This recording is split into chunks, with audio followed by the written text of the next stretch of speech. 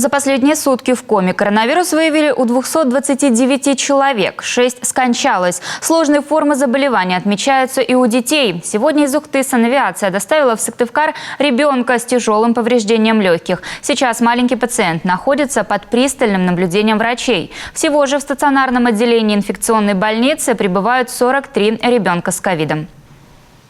У нас последние дни поступает по 4 детей, да, семья. Мама, папа, тяжело все болеют, и болеют дети в том числе.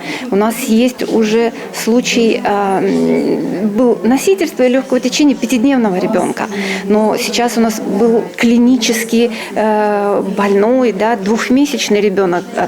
Мы очень волновались, как разовьется инфекция, потому что тоже достаточно мало до сих пор информации о них, потому что они до этого не болели. Вчера поступил 7-месячный ребенок. Да, все изменяется. Мы держим руку на пульсе с каждым ребенком. Особое внимание врачи уделяют и беременным. Коронавирусом болеют 28 будущих мам. Как обезопасить от ковида особую группу риска, обсудили на дискуссионной площадке в общественной приемной главы Республики Коми.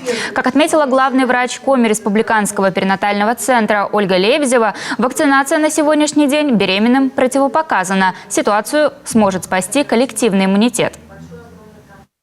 Единственным методом, чтобы мы с вами защитили наших беременных, первое, мы должны вокруг все вакцинироваться. Да, когда сформируется вокруг беременной женщины иммунитет коллективный, то они будут находиться в меньшей опасности.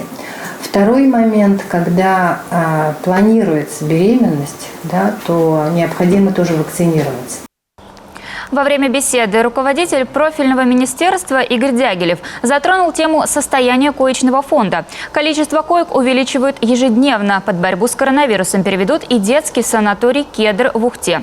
Также ведутся переговоры по созданию модульных госпиталей. Вчера я был в Ухте, и мы с коллегами, со строителями, с Минстроем, службой единого заказчика, в том числе прорабатываем варианты таких модульных госпиталей типовых.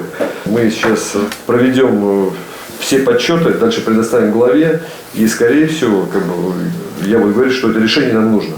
Мы вот этот модульный госпиталь перекидываем в любой из городов и быстро в течение нескольких дней разворачиваем такой ковидный стационар.